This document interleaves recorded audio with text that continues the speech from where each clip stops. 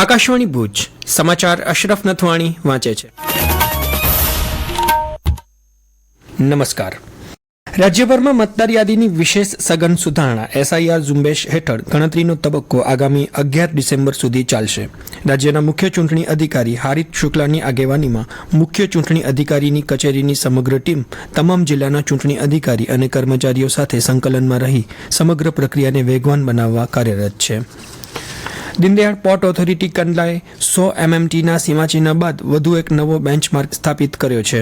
DPA ખાતે IOCLના LPG ટર્મિનલે 27 November સુધીમાં 15 LPG tanker અને 2,70,551 MT હેન્ડલ કરીને આ વિક્રમજનક સિદ્ધિ પ્રાપ્ત કરી છે.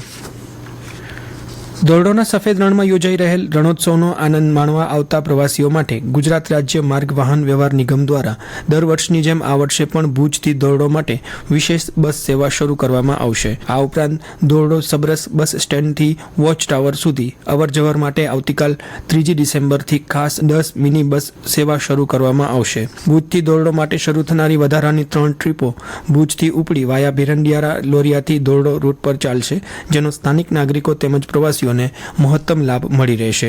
આ બસ સેવાની ટિકિટનું એસટી દ્વારા નીમવામાં આવેલ booking agent, GSRTC official website, GSRTC official mobile app તથા નિગમની વેબસાઇટ www.gsrtc.in પરથી પણ ઓનલાઈન બુકિંગ કરી શકાશે તેવું ભુજ એસટીના વિભાગીય નિયામકે જણાવ્યું છે. રણ સરહદ નજીક આવેલા ઐતિહાસિક ઝારા ડુંગરની તળેટી ખાતે અખિલ ગુજરાત રાજપૂત યુવા સંઘ દ્વારા 25મો શહીદ શ્રદ્ધાંજલિ સમારોહ યોજાયો હતો. આ પ્રસંગે સ્થળના પૂરતા વિકાસ માટે સહિયારા પ્રયાસો કરવા હાકલ કરવામાં આવી હતી. કાર્યક્રમ પૂર્વે શહીદ સ્મારક ખાતે પુષ્પાંજલિ અર્પણ કરવામાં આવી હતી. ગાંધીધામ મહાનગરપાલિકાના કમિશનર મનીષ ગુરવાની દ્વારા શહેરના સેક્ટર 5 અને 6 વિસ્તારમાં સફાઈની કામગીરી તથા રોડ રસ્તાના કામોની જાત મુલાકાત લેવામાં આવી હતી. રસ્તાના કામોના સ્થળ પર નમૂના મેળવી લેબોરેટરીમાં મોકલવામાં આવ્યા હતા. નિયમિતપણે રસ્તાઓની સફાઈ કામગીરી યોગ્ય રીતે થાય તેવી સૂચના આપવામાં આવી હતી.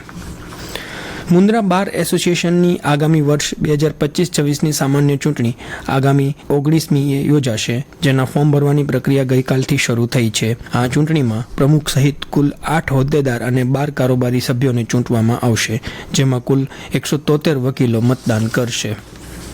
અંધજન મંડળ KCRC આંખની હોસ્પિટલ ભુજ દ્વારા નખત્રાણામાં દરિયાસ્થાન મંદિર ખાતે મફત નેત્ર નિદાન અને સારવાર કેમ્પ યોજવામાં આવ્યો હતો. રાષ્ટ્રીય અંધત્વ અને દ્રષ્ટિ ખામી નિયંત્રણ કાર્યક્રમના સહયોગથી મોતિયાના ઉચ્ચ ગુણવત્તાવાળી નેત્રમણીના ઓપરેશન, ઝામર, વેલ, પરવાળા, નાસુર તથા આંખને લગતા દર્દીઓની તપાસ કરી જરૂરી દવાઓ, ચશ્મા અને ટીપા આપવામાં આવ્યા હતા. આ કેમ્પમાં 175 દર્દીઓએ આંખનું નિદાન કરાવ્યું હતું. ઓપરેશન લાયક દર્દીઓના શનિવાર અને રવિવારે ભુજમાં નિઃશુલ્ક ઓપરેશન કરવામાં આવશે તેમ સંસ્થા દ્વારા જણાવાયું છે. ગાંધીધામ લાયન્સ ક્લબ દ્વારા અંધજન મંડળ ભુજ અને કચ્છ કોમ્પ્રિહેન્સિવ રિહેબિલિટેશન સેન્ટરના સહયોગથી 30 જેટલા જરૂરિયાતમંદોને જર્મન ટેકનોલોજી આધારિત કૃત્રિમ પગ નિઃશુલ્ક આપવામાં આવ્યા હતા. સંસ્થા દ્વારા લાભાર્થીઓના પગના માપ લેવા માટે શિબિરનું આયોજન કરવામાં આવ્યું હતું.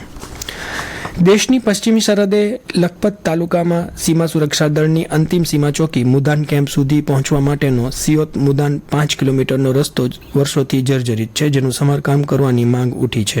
મુદાનના અગ્રણી મનુભા જાડેજાએ કહ્યું કે મુદાન એ સરહદનું છેલ્લું ગામ છે અને સુરક્ષાની વ્યૂહાત્મક દ્રષ્ટિએ પણ આ માર્ગ અતિ મહત્વનો છે. હાલમાં રસ્તો ગાળાવાટ જેવો બની ગયો છે, તેમજ ઠેર ઠેર ખાડા પડી ગયા છે, જેથી આ રસ્તાની મરમ્મત કરવાની માંગ ઉઠી છે. હવામાન. જિલ્લામાં હવામાનમાં જોવા મળી રહેલી વિષમતા વચ્ચે શીતમથક નલિયામાં લઘુત્તમ તાપમાન આજે ફરી રાજ્યમાં સૌથી ઓછું 10 ડિગ્રી સેલ્સિયસ નોંધાયું હતું. બીજી તરફ ગઈકાલે રાજ્યનું સૌથી ઠંડુ સ્થળ રહેલું કંડલા આજે 7 ડિગ્રીના વધારા સાથે 17.5 ડિગ્રી સેલ્સિયસ પર પહોંચી ગયું હતું. જિલ્લામાં વહેલી સવારે ઠંડીનો ચમકારો અનુભવાઈ રહ્યો છે. જોકે બપોરના સમયે વાતાવરણમાં ગરમીનો અહેસાસ થતાં દિવસભર વિષમ માહોલ રહે છે. દરમિયાન જિલ્લા મથક ભુજમાં ઠંડીનું પ્રમાણ જળવાઈ રહ્યું છે. અંજાર અને ગાંધીધામમાં ઠંડીમાં વધઘટ જોવા મળી હતી. હવામાન વિભાગે આગામી દિવસોમાં તાપમાનમાં કોઈ મોટો ફેરફાર થવાની સંભાવના ન હોવાનું જણાવ્યું છે. ભુજ અને નલિયામાં લઘુત્તમ તાપમાન 11 થી 14 ડિગ્રી સેલ્સિયસ વચ્ચે રહેવાની ધારણા વ્યક્ત કરવામાં આવી છે. આ સાથે સમાચાર બુલેટિન પૂરું થયું. નમસ્કાર.